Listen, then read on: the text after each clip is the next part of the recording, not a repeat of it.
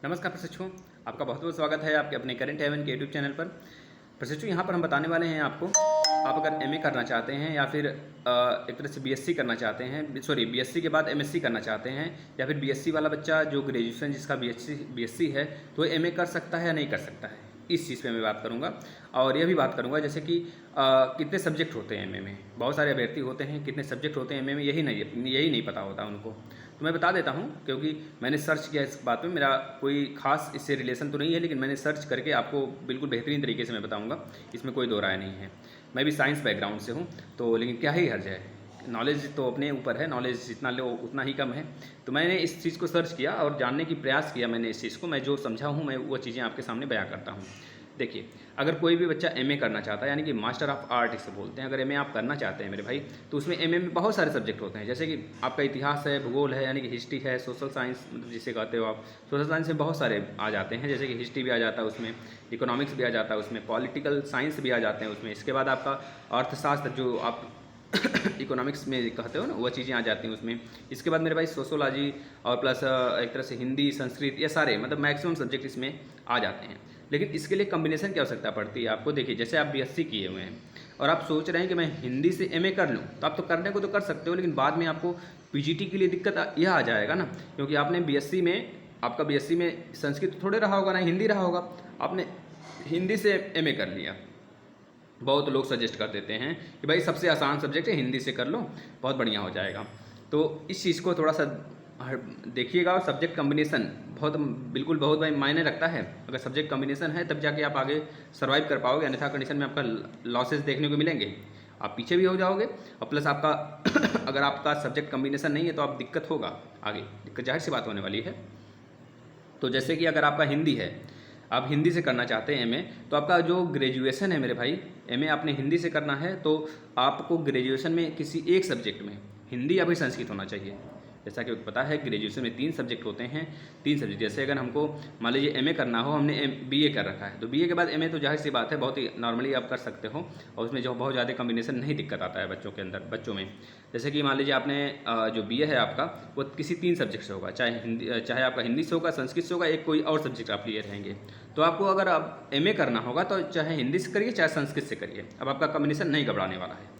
लेकिन अगर आपने जो आपका एमए है वो आपका किसी 2 या फिर इतिहास भूगोल के साथ किसी और सब्जेक्ट से आपने किया हुआ है, इकोनॉमिक्स से कर रखा है, तो इसके बाद आपको जो एमए करना होगा वह किसी इन्हीं तीनों में से किसी एक सब्जेक्ट से करना होगा। अब बाय द वे मान लीजिए आपका कोई एक सब्जेक्ट गड़बड़ हो गया, आपने बीएससी करी है, अब बीएससी के बाद आपने हिंदी से, मतलब बीएससी में आपका जाहिर सी बात है साइंस बैकग्राउंड रहा होगा भाई, अब अपने आर्ट में आकर एंट्री कर कर भाई आपने हिंदी से कर लिया, सोचा कि भाई एक मास्टर डिग्री हो जाएगा मेरे पास, मैं कहीं भी अप्लाई कर लूँगा। लेकिन इस चीज़ को आप अप्लाई कर सकते हैं, कहीं और अप्लाई कर सकते हैं, जैसे कि ग्रेजुएशन है तो वहाँ पर अप्लाई कर सकते हैं मेरे भाई। लेकिन आप इस चीज़ को अगर यह चीज़ सोच रहे हैं, आपके दिमाग में यह चल रहा है कि मैं इसे कहीं टीचर बनने का मेरा उम्मीद है और मैं शिक्षक बनना चाहता हूँ, तो पीजीटी के लिए मैं अप्लाई कर सकता हूँ, कर सकते हैं, लेकिन इसके लिए आपको साइड से एक और सब्जेक्ट से करना पड़ेगा। 2 साल का ही होता है, कह लीजिए जैसे आपने मैथ कर रखा है, फिजिक्स कर रखा है, केमिस्ट्री कर रखा है, बीएससी में ये तीनों सब्जेक्ट जनरली होते हैं। तो इसके करने के बाद आपने एमए करने का प्लान बना लिया। अब एमए में आपने हिंदी से कर लिया, कोई आपको सजेस्ट कर दिया हिंदी में के लिए, भाई बहुत सारे बच्चे होते हैं जो परेशान हो जाते हैं।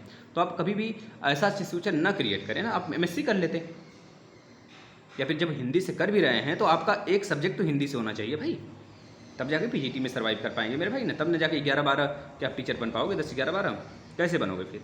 इस वजह से आपको थोड़ा सब्जेक्ट कम्बिनेशन लेकर चलना है। अब आपको आगे देखना है कि अब अगर आपने हिंदी से कर भी लिया है एमए, तो आपको साइड से संस्कृत से या फिर हिंदी से एक और कोर्स करना पड़ेगा 2 साल का, अब जाके आपका कम्बिनेशन बनेगा, तब जाके आप पीजीटी वगैरह डाल सकते हैं, अप्लाई कर सकते हैं। ये चीज़ें ध्यान में रखना है, और आगे आप करते रहिए जो कर रहे हैं, ये चीज़ें थी। अब हमने बता दिया आपको एमए कैसे कर सकते हैं। जैसे मान लीजिए किसी बच्चे का हिस्ट्री है और पॉलिटिकल साइंस है उसका हिस्ट्री है, पॉलिटिकल साइंस है, इसके बाद इकोनॉमिक्स है बीएससी में, सॉरी बीए में ये चीज़ है।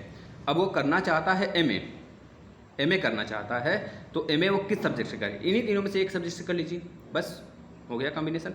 अगर आपका हिंदी संस्कृत है पिछला, मतलब पीछे बीए में, तो उसके बाद हिंदी संस्कृत में से ही किसी एक सब्जेक्ट में बच्चे आपको करना होगा एमए, तब जाके आपका यह कॉम्बिनेशन बरकरार रहेगा और आप कहीं सर्वाइव कर पाओगे, आगे कोई दिक्कत परेशानी नहीं आएगी।